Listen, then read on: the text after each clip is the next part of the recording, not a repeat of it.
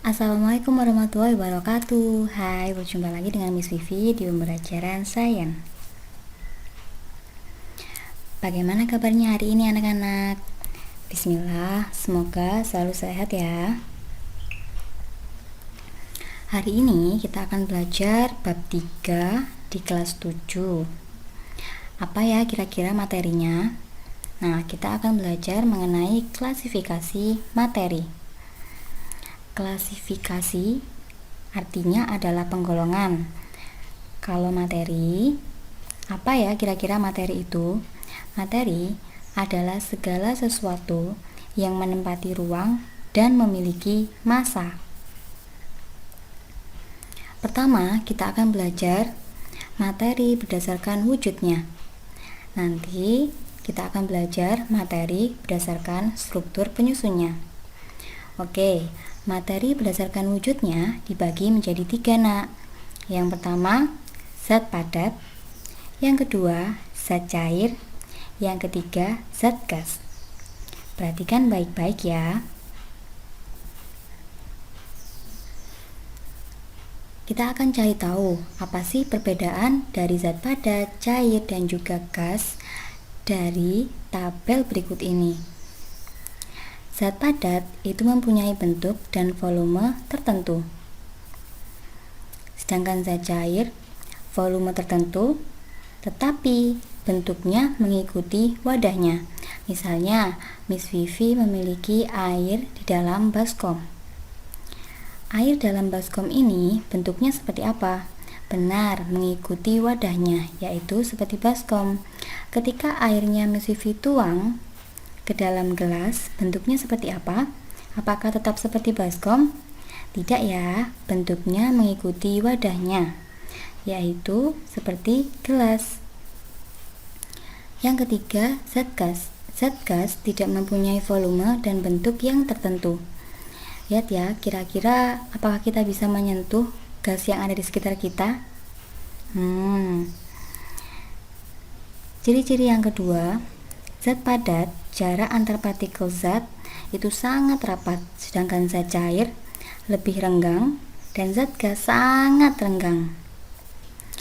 Zat padat, partikel-partikelnya tidak dapat bergerak bebas, maka dari itu kita susah untuk mengubah bentuk dari zat padat. Sedangkan zat cair memiliki partikel-partikel yang bergerak bebas namun terbatas, sehingga bentuk dari zat cair ini tetap namun mengikuti wadahnya. Jadi bisa dipindah-pindah ya, bisa berubah-ubah juga. Sedangkan zat gas, partikel-partikelnya sangat bebas. Jadi bisa berada dimanapun. Contoh dari zat padat, misalnya es batu, uang logam, buku, HP yang kalian pegang. Kalau zat cair, contohnya ada air, sirup, gula cair, dan lain sebagainya. Kalau zat gas, yang kita hirup yaitu udara, uap air, asap, dan lain sebagainya. Sampai sini, apakah sudah paham? Jangan lupa dicatat di buku tulis IPA ya. Anak-anakku, di tengah pandemi seperti ini, kita harus banyak mengkonsumsi air mineral lebih tepatnya. Kenapa kita harus lebih banyak mengkonsumsi air mineral ketika beraktivitas? Karena ternyata 60% dari tubuh kita itu terdiri atas cairan. Nah, agar tubuh kita ini cairannya terpenuhi, kita harus minum air mineral yang cukup untuk tubuh. Air, ada air hujan, air mineral yang kita minum, air untuk kalian mandi. Kira-kira tersusun dari apakah air ini?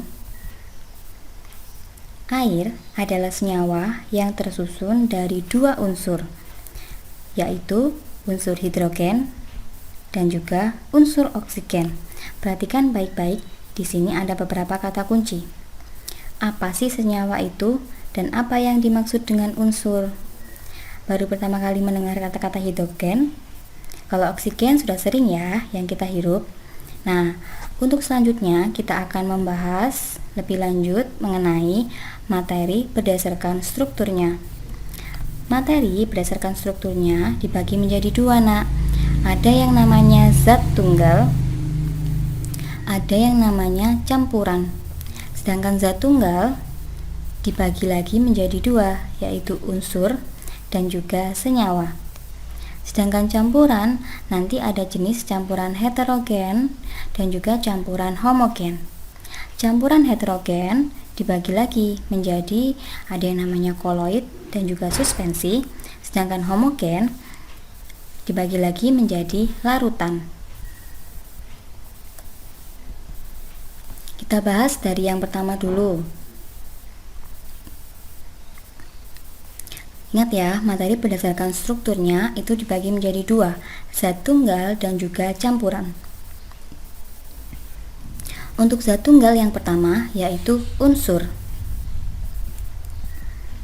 Unsur merupakan zat tunggal yang tidak dapat diuraikan lagi menjadi zat yang lebih sederhana dengan proses kimia biasa. Jadi tidak bisa diuraikan lagi kalau unsur. Unsur diberi nama dengan menggunakan bahasa Latin berdasarkan penemu dan juga tempat ditemukannya.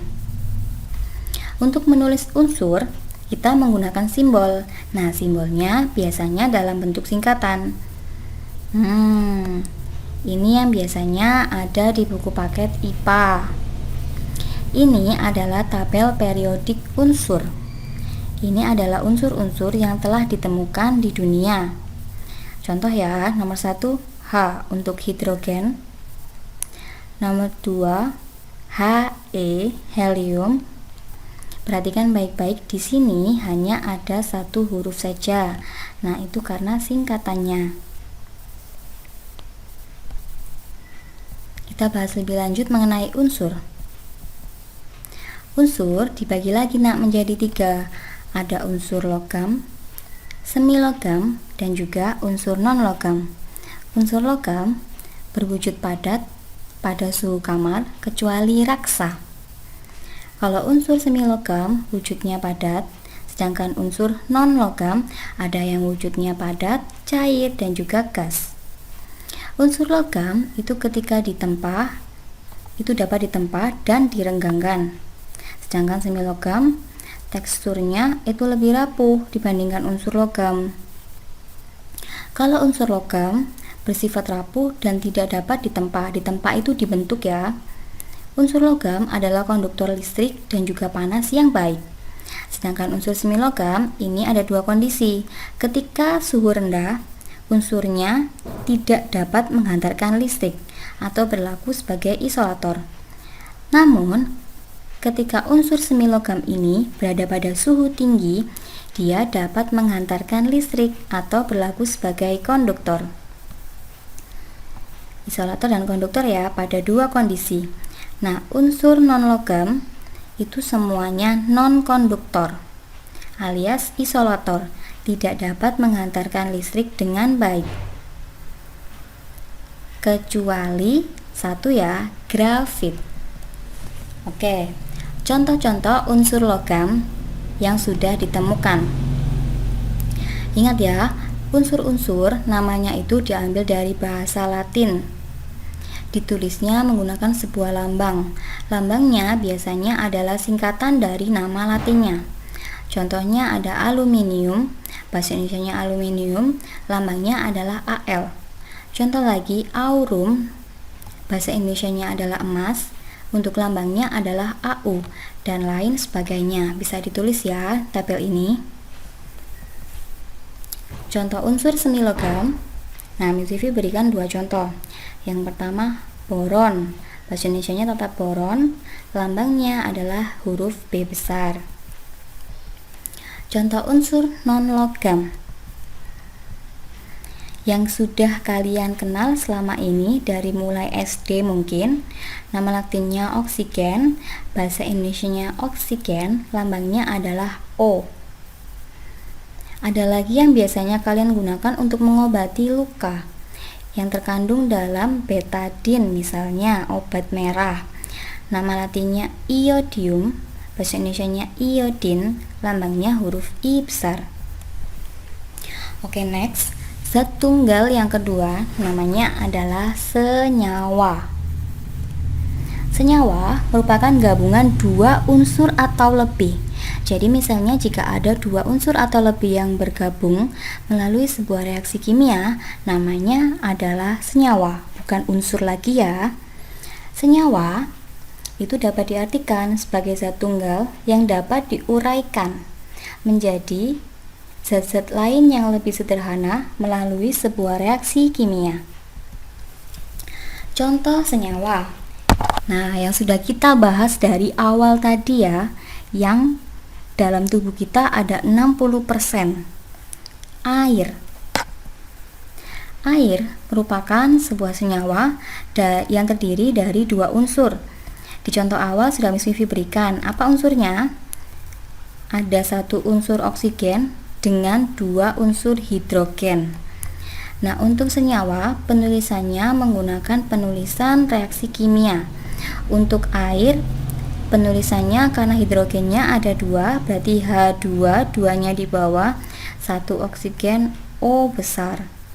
Berarti rumus reaksi kimia atau rumus senyawa dari air adalah H2O. Yang terakhir, campuran. Ingat ya, campuran. Misalnya nih, Miss Vivi punya sebuah air dalam gelas. Airnya Miss Vivi berikan gula. Ketika diaduk menjadi air gula. Nah, larutan air gula ini merupakan contoh dari campuran. Jadi nak, campuran adalah gabungan dua atau lebih zat yang berbeda tanpa melalui reaksi kimia. Nggak pakai reaksi kimia ya, tinggal diaduk aja sudah bisa menjadi campuran dan masih mempunyai sifat zat asalnya. Kalau air sifatnya ya berarti mengikuti wadahnya. Kalau gula rasanya masih manis kan ya. Nah, gabungan-gabungan zat ini bisa berupa unsur dengan unsur, senyawa dengan senyawa, atau unsur dengan senyawa.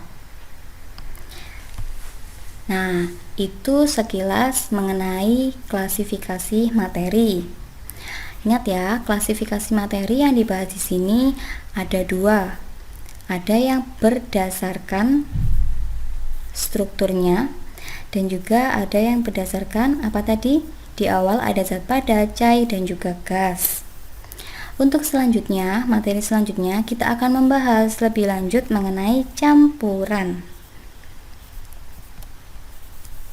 Nah, karena pembelajaran kita pada hari ini sudah selesai, Miss Vivi ingatkan sekali lagi, jangan lupa dicatat di buku tulis IPA masing-masing, dipahami materinya.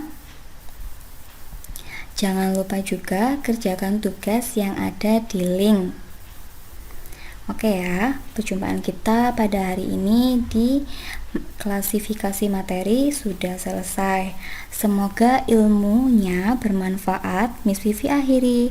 Assalamualaikum warahmatullahi wabarakatuh.